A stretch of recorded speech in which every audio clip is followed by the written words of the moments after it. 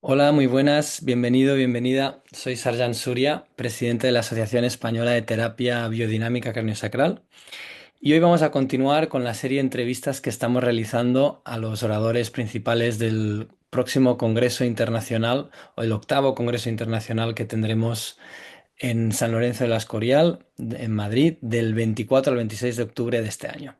Hoy tenemos con nosotros a la doctora Cherionna Mezam-Sils.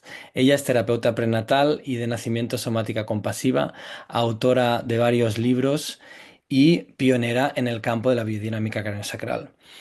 Va a estar compartiendo con nosotros en el Congreso una conferencia en la cual nos va a hablar de lo que el embrión puede enseñarnos sobre las fuerzas biodinámicas. Esperamos que disfrutes de esta entrevista y nos vemos en el Congreso. Hasta luego. Okay, hello everybody again. Here we are with this series of interviews we are doing to our main speakers of our international congress that we're going to have this year from the 24th to 26th of October in Madrid. And it's such a pleasure today to have with us Cherionna Menzam. It's such a pleasure. Thank you for being here with us and Oh, sharing thank you. these moments. Thank you, Sarhan. So, in these short moments that we're going to share, tell us a little bit about yourself. How has been your journey into craniosacral and biodynamics? Yeah. Well, first of all, thank you for inviting me here. It's lovely to be here. Welcome. Yeah. And sorry I can't be at the conference in person. But yeah, my journey with with biodynamics began with just plain craniosacral, Mhm. which I was introduced to during a 6-month intensive bodywork training in Canada, where I'm from. I live in the UK now, but I'm from Canada. And this was in the early 90s, Mhm. and my teacher was learning craniosacral therapy, and she was all excited about it. So she taught us some, and I got all excited about it too, and I really wanted to do more. But I couldn't find any courses right away. Mm. So the closest thing, I was waiting for a cranial course to come to my area, and the closest thing I could find was a polarity course, which I haven't really studied polarity, but I took 2 weekend courses in it. And the teacher knew that I was interested in cranial, so she pointed out the parts of polarity that were like cranial. Mhm. Uh, and then some upledger courses came to town. So I took several upledger courses and I found them fascinating. And I was using them in my bodywork practice. But I felt from the very beginning like I was sensing things that they weren't talking about. And they didn't know how to tell me. I'd ask, what is this? And they didn't know. Yeah. So I was curious about that. And then I moved to the US, to Boulder, Colorado, to study dance movement, Mm. somatic dance movement psychotherapy. And as part of that, I was introduced to pre and perinatal psychology. Mhm. And I began studying with William Emerson, and big pioneer in the field. And then I really wanted to study with Ray Castellino.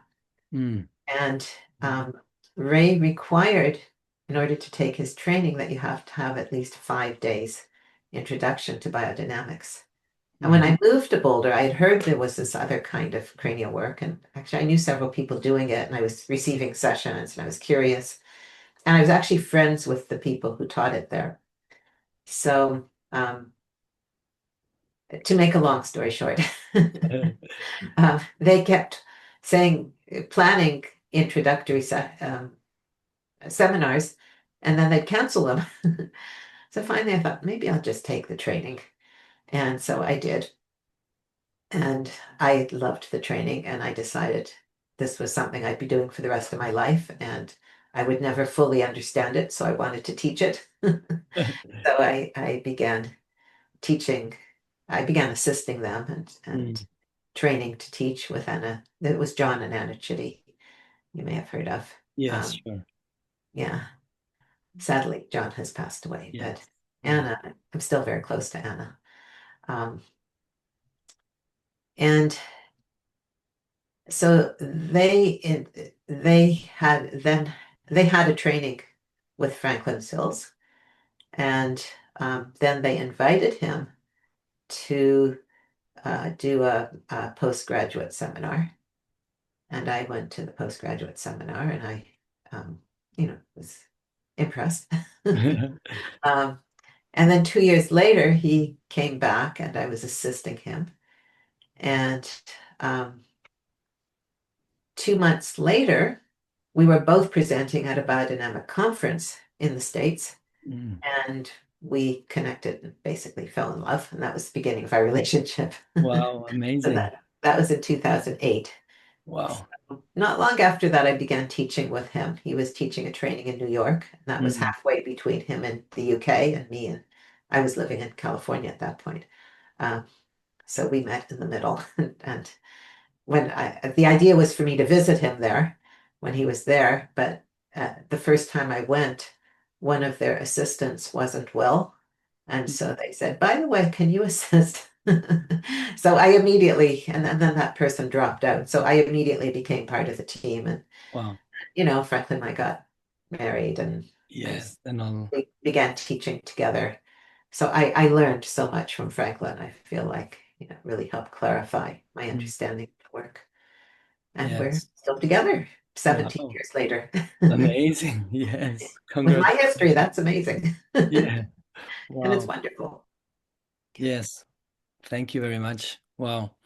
And we are actually very excited to have you, even if it's just going to be online, and to have this short period of time where we're going to receive all your knowledge in, especially in prenatal and embryonic periods. Yeah. That's actually the theme of our conference in Spain. So tell us in a few lines, a few minutes, what do you think the participants are going to be able to get from your conference? Right. Well, I think the title of my presentation is What the Embryo Can Teach Us about Biodynamic Forces. Correct. Yes. And so, I'm really passionate about embryology, and I've learned a lot from the embryo. Mm, And what I see is that the embryo demonstrates and embodies qualities that we need as biodynamic practitioners, mm, and that we perceive in the work and support the healing. mm, So just to give a few examples, the midline is the first thing that appears in the embryo, and we're very oriented to midline phenomenon, midline as a natural fulcrum in biodynamics. So the embryo forms in relation to that, and starting with energetic mm. midline. Yeah. Um, the one of the things I like to talk about is or what I call original embryological potential. Mm, And I see the embryo as representing incredible potential. It starts when the sperm and egg come together. It's a zygote. It's a unicellular organism, tiny little organism, relatively simple. And from that, we develop these very complex bodies. That's incredible potential. Right? yeah. And then we go through various developmental milestones that are challenging. But if we've survived, we know how to go through them. Mm. There's as Sutherland would say, an intelligence with a capital I, Yeah. health with a capital H, original blueprint, it knows how to do that. And that's so inspiring to me. But embryos also have a quality of being. They're Mm, not doing all that. yeah. They're being, and it happens, like how a tree grows. I don't think it's going, okay, what's next in the Yeah. plan? What's the next plan? It Yeah. doesn't, right? That's it. Yeah. And that's a quality we need as practitioners in this work. Yeah. Mm, And a quality of being, of stillness, mm, right? Where the health and the intelligence is very clear. It can express.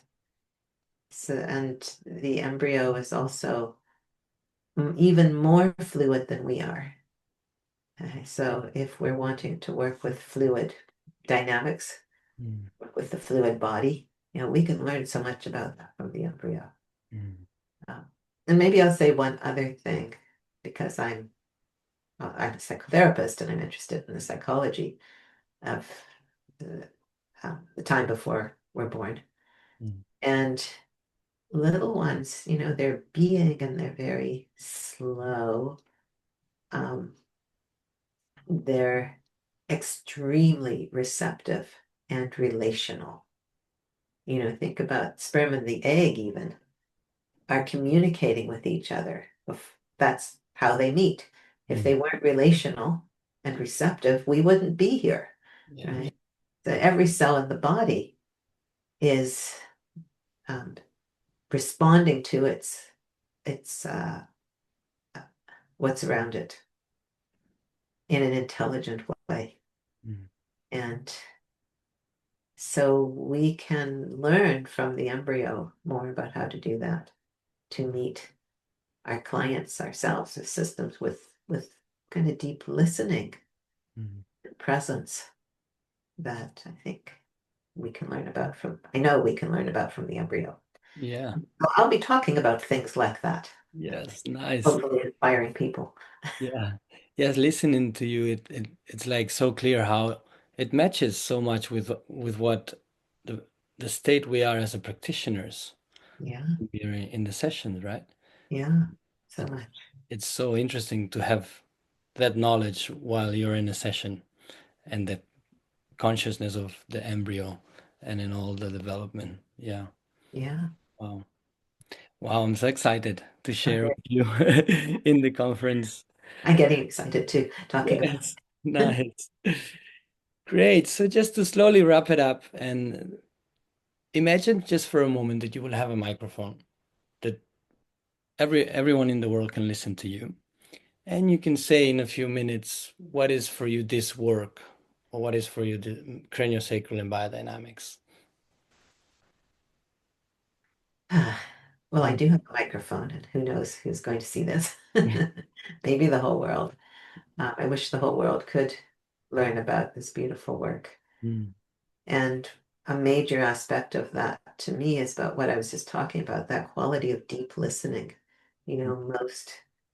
I think most therapeutic practices, not just body work practices and other kinds of cranial work, they're looking to analyze and fix the problem. Mm. And that's not our focus at all in biodynamics. We're looking to deeply listen and be present with, and perhaps through that augment the natural, universal biodynamic forces that know what to do. Listen to what Franklin called the inherent treatment plan. Mm. That there's an intelligence that knows what's needed. And I think it's in a way it's quite arrogant to assume we as practitioners know what's best for the client. Mm. So it's very different from most other kinds of therapy, Mm. and certainly most other kinds of body work, where we're really deeply listening Mm. and um, respecting and trusting the client's system. And don't we need more of that in our world today? You know, Mm. just if I can just say one more thing, I'm really interested in prenatal and birth psychology. And to me, that's what little ones need most. They need us to be deeply listening and respecting. And then birth can happen much more easily, and a lot of issues can be prevented. We all Mm. need that, and our world needs that. And, I see all the suffering in the world today and all the wars, and it's like, well, just be still and listen. We have that to offer. Mm. Imagine if all the politicians in the world could receive this work. It would be quite a Okay. different world. Amazing. Yeah.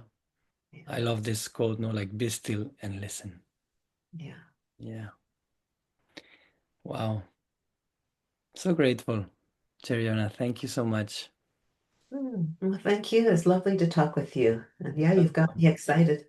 Yes, that is great. So, thank you for your time, and I will see you soon in Great. October. I look forward to it. Thanks so much.